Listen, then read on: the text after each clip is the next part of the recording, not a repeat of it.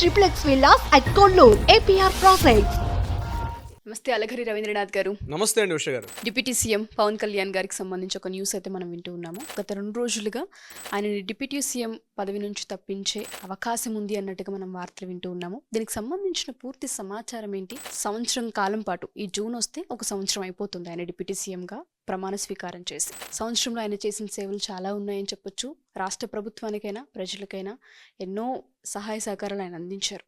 ఉన్నట్టుండి ఈ డిప్యూటీ సీఎంకి సంబంధించిన ఊహాగానాలను ఏ విధంగా చూడాల్సిన అవసరం ఉంటుంది అంటారు? ప్రధానంగా ఉష గారు, ఏదైతే ఇప్పుడు మీరు మాట్లాడినటువంటి డిప్యూటీ సీఎం హోదా నుంచి పవన్ కళ్యాణ్ గారిని తప్పించి ఆ పోస్టులోకి నారా లోకేష్ గారికి ఇవ్వమని చెప్పి రీసెంట్గా ఏబిఎన్ ఆంధ్రజ్యోతి రాధాకృష్ణ గారు ఒక వ్యాఖ్య చేయడం జరిగింది. దానికి సంబంధించి టోటల్ ఎంటైర్ సోషల్ మీడియాలో రకరకాలైనటువంటి స్పెక్యులేషన్స్ జరుగుతూ ఉన్నాయి. అంటే పవన్ కళ్యాణ్ గారు యాజ్ ఎ డిప్యూటీ సీఎంగా గడిచిన ఏడాదిగా, అంటే లాస్ట్ జూన్లో ఆయన అపాయింట్ అయిన తర్వాత గడిచిన ఏడాదిగా ఆయన చేసినటువంటి యాక్టివిటీస్ ఏవైతే ఉన్నాయో డెఫినెట్గా అందులో నో డౌట్ ఆయన అద్భుతంగా చేశారు. అంటే కేవలం ఒక శాఖ మంత్రిగా కాకుండానే ఇదివరలో మనం ఎప్పుడు కూడా మన రాష్ట్రంలో చూడనటువంటిది, అవును, ఇదివరకు ఎప్పుడు కూడా మనం ఆంధ్రప్రదేశ్ రాష్ట్రంలో చూడనటువంటి విషయాలన్నీ కూడా కొత్తగా కొన్ని సమీకరణాలు కావచ్చు, లేకపోతే కొత్తగా తీసుకున్న విధానపరమైన నిర్ణయాలు కావచ్చు, ముఖ్యంగా అంతకుముందు ప్రభుత్వంలో ఉన్నటువంటి ఏవైతే లోటుపాట్లను గమనించి వాటిని ముందుగా తీసుకెళ్లి ఎజెండాగా చూపించి ప్రజల్ని ఏ రకంగా అయితే ఆ ఓట్లని, అంటే ప్రజల యొక్క అభిమానాన్ని ఓట్లుగా మలుచుకొని సీట్లోకి ఎక్కారో పవన్ కళ్యాణ్ గారు, దానిని అద్భుతంగా చేశారని చెప్పడంలో అయితే నో డౌట్ బాగానే చేశారు ఆయన. ముఖ్యంగా జనాలు, అంటే పబ్లిక్కి కావాల్సినటువంటి, అంటే ప్రజలకు కావాల్సిన కనీస అవసరాలైనటువంటి రోడ్ల సౌకర్యం అయితేనేమి, అదేవిధంగా వారికి అందరినీ పౌర సరఫరాల శాఖ, అంటే దీనికి నాదెండ్ల భాస్కర్ గారు ఉన్నారు, దానికి సంబంధించి కానీ ఇట్లా ప్రధానమైనటువంటి విషయాలు మాత్రం కీలక నిర్ణయాలు తీసుకొని ఒకప్పుడు ఒక 10 years బ్యాక్ రోడ్ల వ్యవస్థలోకి వెళ్ళాలంటే భయపడే పరిస్థితికి వచ్చింది ఆంధ్రప్రదేశ్లో. అటువంటిది ఈరోజు రోడ్ల విషయంలో కానీ, అదేవిధంగా రైల్వే శాఖ సంబంధించి విశాఖపట్నానికి ఒక రైల్వే జోన్గా తీసుకున్నారు. కొన్ని కీ పాయింట్స్, అంటే తక్కువ పీరియడ్లను కూడా తనకంటూ ఒక ఒక స్టేటస్ని తీసుకొచ్చారు Pawan Kalyan. It's no doubt. ఇదంతా ఒక పార్ట్ ఇలా ఉండగా రకరకాల స్పెక్యులేషన్స్లో ప్రధానంగా ఏంటంటే నారా లోకేష్ గారిని డిప్యూటీ సీఎం చేయమని చెప్పి, అదేవిధంగా వయసు రీత్యా, వృద్ధాప్యరీత్యా చంద్రబాబు నాయుడు గారిని ఆ పదవి నుంచి తప్పించి పవన్ కళ్యాణ్ గారిని సీఎం చేస్తే, అంటే ప్రత్యేకించి ఇక్కడ పవన్ కళ్యాణ్ గారిని సీఎం చేయమని కాకుండా డిప్యూటీ సీఎంని లోకేష్ గారిని చేయమని చెప్పడం జరిగింది. కానీ రకరకాల ఊహాగానాలు ఎలా ఉన్నాయంటే పవన్ కళ్యాణ్ గారిని ప్రధానంగా సీఎం చేస్తే, అదేవిధంగా డిప్యూటీ సీఎంగా లోకేష్ గారిని చేస్తే బాగుంటుంది, రాష్ట్రం ఇంకా బాగుంటుంది. ఎందుకంటే ఇది కూటమి ప్రభుత్వాలు 2 ప్రభుత్వాలు కలిసి, అటు జనసేన పార్టీ, తెలుగుదేశం పార్టీ కలిసి జాయింట్గా ఉమ్మడిగా ప్రభుత్వాన్ని ఏర్పాటు చేసిన నేపథ్యంలో ప్రధానంగా ఏదైతే 21 సీట్లో వాళ్ళు పార్టిసిపేట్ చేసిన 21 సీట్లో 100% తను అక్కడ గెలుచుకొని తనకంటే ఒక ఇమేజ్ని క్రియేట్ చేసుకోండి పవన్ కళ్యాణ్ గారిని సీఎంగా, ఒక చీఫ్ మినిస్టర్గా పవన్ కళ్యాణ్ గారిని ప్రమోట్ చేస్తే బాగుంటుందని చెప్పి చాలామంది మాట్లాడడం కూడా జరుగుతుంది. కానీ ఇక్కడ విషయాన్ని అర్థం చేసుకోవాల్సిందంటే పవర్లో ఉన్న పార్టీ ఒక జనసేన పార్టీ, టీడీపీ కాకుండా బయట నుంచి బీజేపీ కూడా మద్దతు ఇస్తుంది. బీజేపీలో మోడీ గారు కీలక పాత్ర పోషిస్తారు, ముఖ్యంగా అమిత్ షా గారు కానీ మోడీ గారు కానీ. ఆంధ్రప్రదేశ్ రాజకీయాల్లో వారికంటూ ప్రతి క్షణాన్ని కూడా వాళ్ళు గమనిస్తున్నారు ఆంధ్రప్రదేశ్ రాజకీయాల్లో ఎలా ఉంటుంది ఏంటి విషయం మీద. ఇక్కడ ప్రధానంగా రీసెంట్గా మరొక చర్చ కూడా లేవనెత్తారు ఉష గారు. ప్రధానంగా ఏంటంటే మొన్న సంక్రాంతి సంబరాల్లో భాగంగా మోడీ గారితో పాటు కలిసి దగ్గరగా తిరుగుతున్నట్టు చిరంజీవి గారు, కిషన్ రెడ్డి గారితో కలిసి చిరంజీవి గారు ఎప్పుడైతే చేశారో మరొక స్పెక్యులేషన్స్ వార్త కూడా బయటకు వచ్చింది. చిరంజీవి గారిని రాష్ట్రపతిగా చూడాలని చెప్తూ, అదేవిధంగా నాగబాబు గారిని కూడా కేంద్ర మంత్రివర్గం తీసుకుంటారు. ఇక్కడ అంటే వాళ్ళ ఫ్యామిలీలో నాగబాబు గారిని రాష్ట్ర మంత్రివర్గం తీసుకుంటారు. చిరంజీవి గారు కూడా రాష్ట్రపతి హోదాలో ఉంటారు. అదేవిధంగా బీజేపీ కూడా ప్రత్యేకంగా చిరంజీవి గారిని తమ పార్టీలోకి ఆహ్వానించే ప్రయత్నాలు చేస్తున్నట్టుగా కూడా తెలుస్తుంది.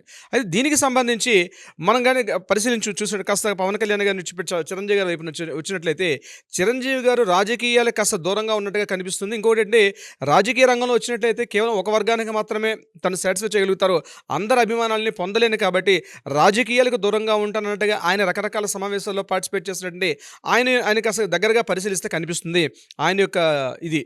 అయితే ఇక్కడ పవన్ కళ్యాణ్ గారి, అంటే మొత్తం ఎంటార్ ఉన్నటువంటి చిరంజీవి గారు, నాగబాబు గారు, పవన్ కళ్యాణ్ గారు, ఈ ముగ్గురులో కూడా చిరంజీవి గారిని రాష్ట్రపతిగా పంపిస్తే, రాష్ట్రపతి గారి హోదాలో పంపించినట్టయితే నాగబాబు గారిని మన మంత్రివర్గంలో తీసుకోవడం, క్యాబినెట్లో తీసుకోవడం, అదేవిధంగా డిప్యూటీ సీఎంగా నారా లోకేష్ గారికి ఇవ్వడం అన్నది, అంటే చంద్రబాబు నాయుడు గారి పార్టీ పరంగా నారా లోకేష్ గారు కూడా చాలా కృషి చేస్తున్నారు కాబట్టి ఆయనకి డిప్యూటీ సీఎం ఇస్తే బాగుంటుంది, ఇప్పుడైతే పవన్ కళ్యాణ్ గారిని సీఎం చేస్తే బాగుంటుందని చెప్పి ఈ రకమైనటువంటి ఊహాగానాలకు బాగా తెరదీసుకున్నారు. అయితే ఇది ఎంతవరకు కరెక్ట్? ఎందుకంటే అపారమైనటువంటి రాజకీయ ధురంధరుడు చంద్రబాబు నాయుడు గారు. చంద్రబాబు నాయుడు గారు తన రాజకీయ చతురత, రాజకీయ అంతటి పరిస్థితిని ఆయన తను స్వచ్ఛందంగా తప్పుకొని ఆ స్థానంలో పవన్ కళ్యాణ్ గారిని ఆహ్వానించేటువంటి అంతటి సుహృద్భావ వాతావరణం నిజంగా చంద్రబాబు నాయుడు గారికి ఉంటుందా అంటే ఇది కొంత మనం ఆలోచించాల్సిన విషయం. ఎందుకంటే ఈ రోజు ఉన్నటువంటి రాష్ట్ర పరిస్థితులు ఎలా ఉన్నాయి అంటే ఒక విధంగా చెప్పాలంటే చాలా వరకు మైనస్లో ఉంది రాష్ట్ర ప్రభుత్వం యొక్క ఖజానా విలువలన్నీ కూడా. ఇప్పుడున్న పరిస్థితుల్లో రాష్ట్రానికి నిధుల సమీకరణ అనేది అద్భుతంగా చేయాల్సిన పరిస్థితి ఉంది. ఇవి రెండు రకాల కోణాలుగా చూడాలి. రాష్ట్ర భవిష్యత్తు అనేది రెండు రకాలుగా చూడాలి. ఒకటి నిధుల సమీకరణ బాగా చేయాలి, అట్ ద సేమ్ టైం రాష్ట్రంలో ప్రజలకి ఇవ్వాల్సినటువంటి కనీస అవసరాలు కూడా తీర్చాల్సిన అవసరం కూడా ఉంది. ఈ విషయంలో ఇదే 45-49 వయసులో అప్పట్లో ఉన్నటువంటి ఉమ్మడి ఆంధ్రప్రదేశ్లో చంద్రబాబు నాయుడు గారు పార్టీ పగ్గాలు చేపట్టి అదేవిధంగా రాష్ట్ర ముఖ్యమంత్రి అయిన తర్వాత తన రాజకీయ చతురతతోటి అదేవిధంగా విదేశీ పెట్టుబడులు కూడా మన రాష్ట్రానికి అంటే అప్పటి సమైక్య ఆంధ్రప్రదేశ్లో హైదరాబాద్కి ఆహ్వానించడంలో చాలా వరకు సఫలీకృతం అయ్యారు. ఆ విషయంలో చాలా సందర్భాల్లో ఈయన విమర్శకుల ద్వారా కూడా ఈయన ప్రశంసించబడ్డారు. ఆ విషయంలో చంద్రబాబు నాయుడు గారిని ఎట్టి పరిస్థితుల్లో మనం తక్కువ చేయలేం. కానీ ఎట్ ద సేమ్ టైం అంటే సుమారుగా 95-2000 పరిస్థితుల్లో ఆనాటి సమైక్య ఆంధ్రప్రదేశ్లో ఉన్నటువంటి హైదరాబాదు ఆనాటి సమైక్య ఆంధ్రప్రదేశ్ ఏ పరిస్థితిలో ఉందో ఈరోజు రాష్ట్ర ప్రభుత్వం ముఖ్యంగా ఆంధ్రప్రదేశ్ ప్రభుత్వం కూడా అదే స్థాయిలో ఉంది. ఇటువంటి సమయంలో పవన్ కళ్యాణ్ గారు సరిపోతారా, లేకపోతే మన నారా చంద్రబాబు నాయుడు గారు తన రాజకీయ దురంధరతోటి విదేశీ పెట్టుబడులను తీసుకొచ్చి ఇక్కడ ఏమైనా చేస్తారా?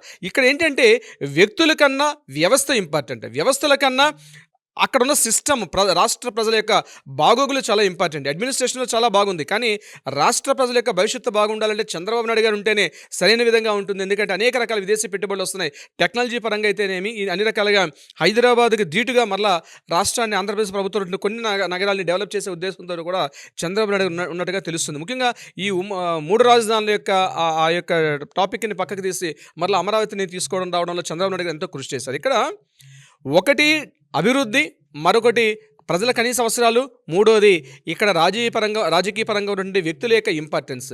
ఈ యొక్క రాజకీయ చిత్రతలో అంటే ఈ చదరంగంలో ఎవరి పాత్ర ఎవరు పోషిస్తారు, ఎవరి స్థానాలు ఎవరికి మారుతారు, ఈ రాజకీయ చంద్రపగడ్లో ఎవరు దీనికి పౌలుగా బలైపోతారు. చంద్రబాబు నాయుడు గారు అయితే తను ఎంతో కష్టపడి ఈ పార్టీని మరలా తీసుకొచ్చారు. ఎందుకంటే జగన్మోహన్ రెడ్డి గారు లాంటి ఒక వ్యక్తిని ఢీకొట్టి మరలా పార్టీ అధికారులు తీసుకొని రావడం అంత ఆషామాషి కాదు. అందులో కూడా పవన్ కళ్యాణ్ గారు సపోర్ట్ లేకుండా ఇంత జరిగిందంటే కూడా మనం కొట్టిపడేయలేం.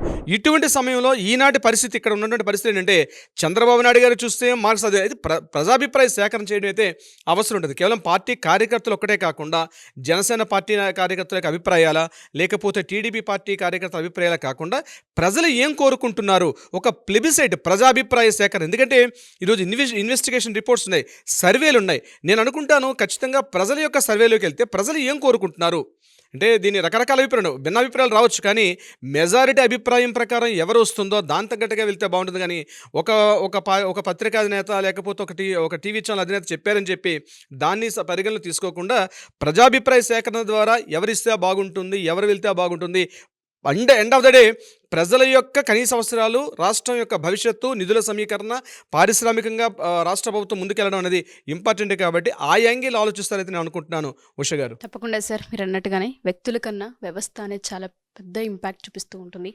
ఎటువంటి వ్యవస్థ ఉంటుంది, వ్యవస్థలో ఏ మనుషులు ఉంటారు, వాళ్ళ వల్ల ప్రజలకు ఎలాంటి లబ్ధి చేకూరుతుంది అన్న వాటిపైననే ఆలోచించాల్సిన అవసరం ఉంది. సో ఏం జరుగుతుంది, దీనికి సంబంధించిన వార్తలు ఏ విధంగా బయటకు వచ్చే అవకాశం ఉంటుంది, ఎస్పెషల్లీ ఈ న్యూస్కి సంబంధించి అటు చంద్రబాబు గారైనా ఇటు డిప్యూటీ సీఎం పవన్ కళ్యాణ్ గారైనా రెస్పాండ్ అవుతారేమో చూద్దాం. Thank you sir, thank you so much. Thank you so much Anush గారు.